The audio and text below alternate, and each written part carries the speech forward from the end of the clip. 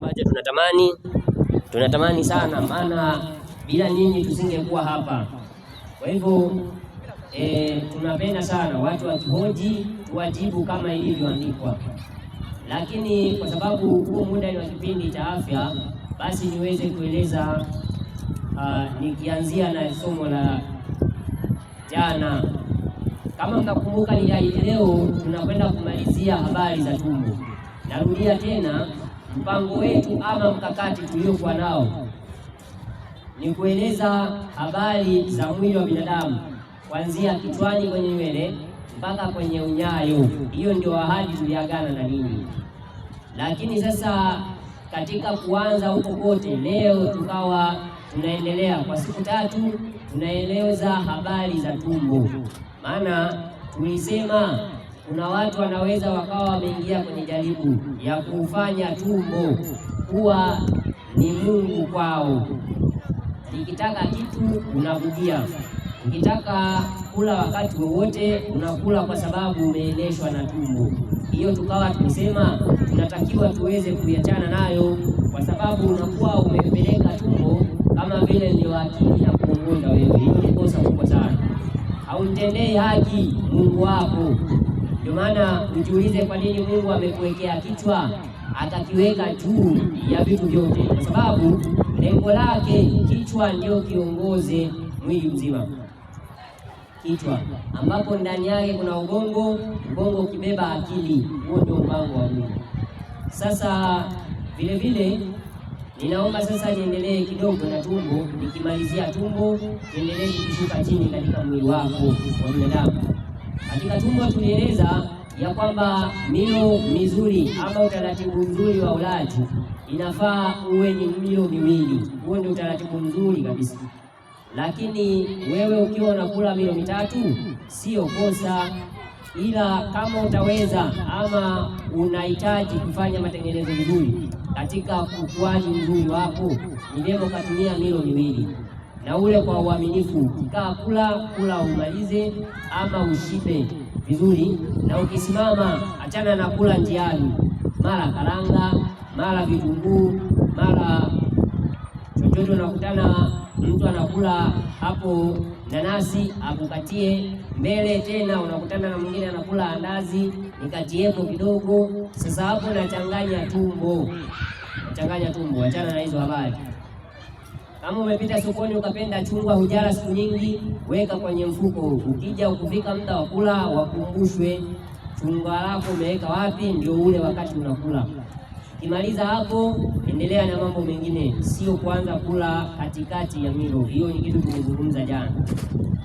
Sasa leo tukizungumzia tena tumbo kwa kiwango kingine, tunaeleza habari ya kiasi cha ulaji, kwa sababu kuna watu tena wanaweza wakajaribiwa, kwa sababu tumesema ule vizuri, wengi wakala kupitiliza. Hiyo inaleta kuvimbewa. Sasa anakuwa watu wengine anakuwa ameenda hata kwa mfano ni kwenye harusi, akiona ya kwamba ni chakula kingi ambacho hata yeye unakuta hajatoa mchango, lakini anaenda anakuta chakula ni kingi, anakula aongezewe. Sasa inakuwa ni ngumu hata kutembea, kwa sababu ameshiba sana, au yuko nyumbani amemisi chakula fulani, kama ni wali ambapo familia nyingi hazipikaki mara kwa mara, na watoto wanakuwa sasa siku ya wali ndio kula kabisa. Sasa kuna athari moja katika ulaji uliopitiliza, hiyo inaleta kitu kinaitwa kuvimbewa. Ukivimbewa, kuna kitu unapokuwa una tumbo lako. Kumbuka kwenye somo lililopita nilikueleza tumbo sio hiyo inayoanzia kwenye kifua kwenda chini kwenye kiuno. Hapana, tumbo linaloingiza chakula ni kiungo kadogo, lakini ni kalastiki. Ndio maana ukishiba tumbo linaenda mbele, ni kwa sababu plastiki imeweza kupanuka ya tumbo. Kuta za tumbo zinapanuka kwa sababu ya chakula. Na kama ukitaka kuamini vizuri, angalia ukishiba, hata kama tumbo limeenda mbele kote, lakini kuna sehemu ambapo pamezidi kwenda mbele zaidi, na hapo ni sehemu ya kushoto. Nenda kashibe vizuri, upige hiyo zoezi nimekwambia. utakuta ya kwamba upande wako wa kulia haujatuna sana. Kwa hivyo upande wa kushoto chini kidogo ya sehemu ambapo pana dunda moyo ndipo utaona pametuna zaidi, maanake hapo ndio tumbo lilipo na ni kiwango kidogo tu.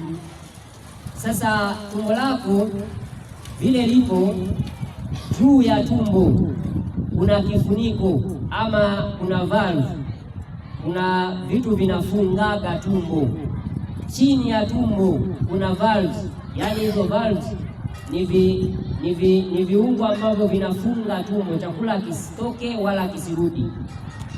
Nikuchukulie mfano, ukitapika mfano, utapika manake zile valves ama hizo zinazofunga tumbo unapokuwa umekula, maana yake zimeachia. Sasa unapitisha vyakula unarudisha mdomoni, ili uzuiwe kutapika, vile vinafunga. Kwa hiyo tumbo linabaki na chakula kwa muda kabla umeng'enyaji haujaanza.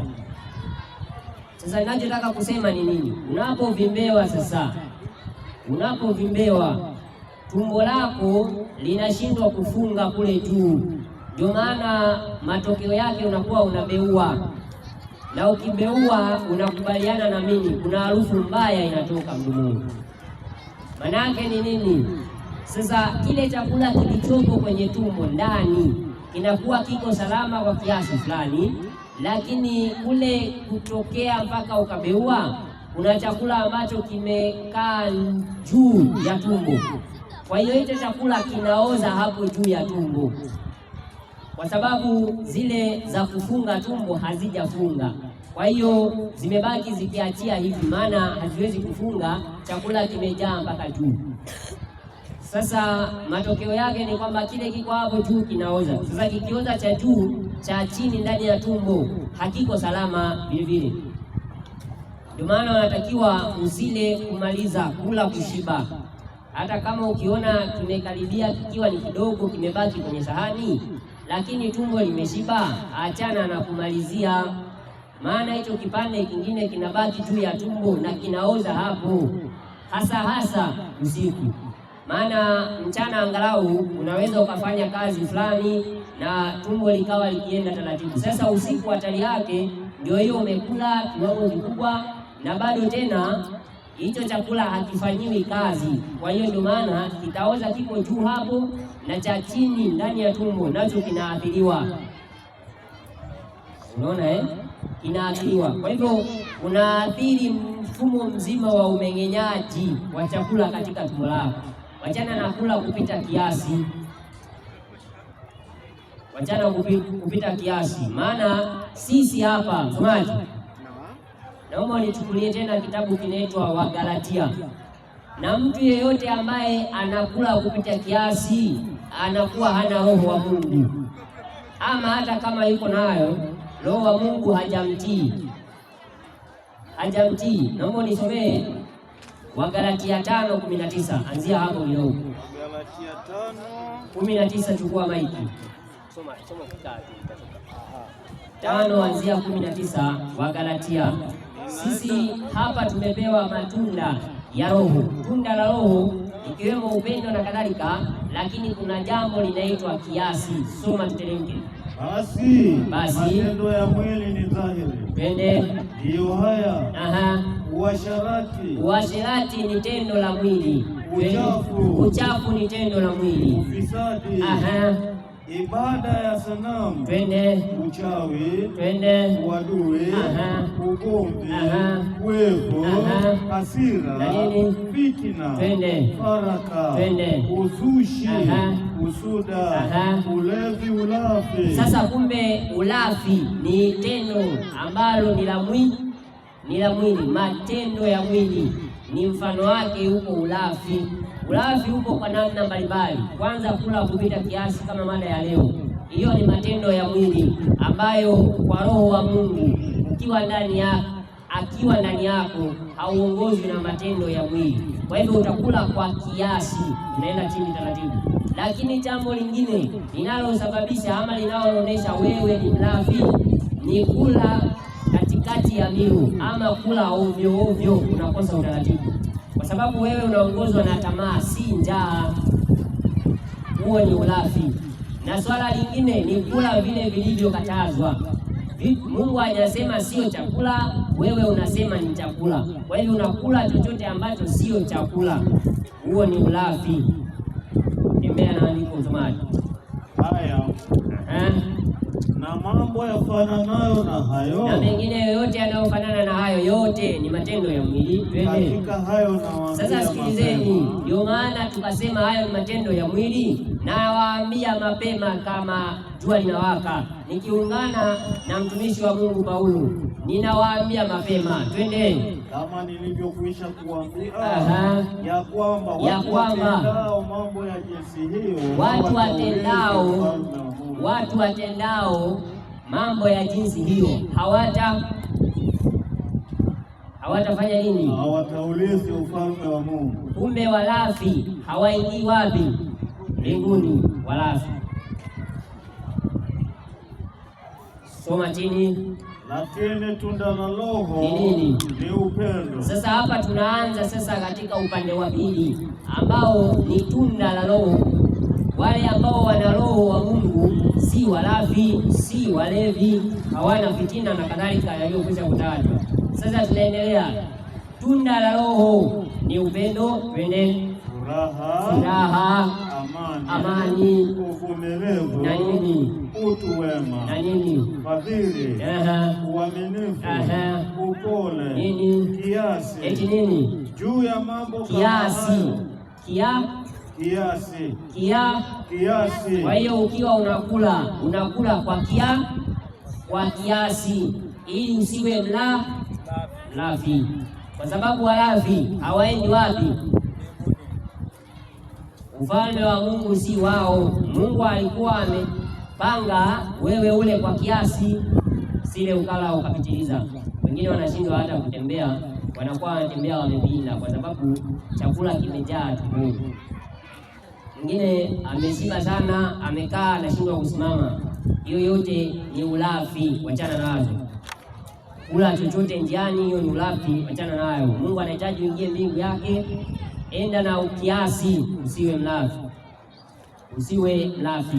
Kwa hiyo Mungu akatujalie, hata kama chakula unakipenda kiasi gani, kula kwa kiasi.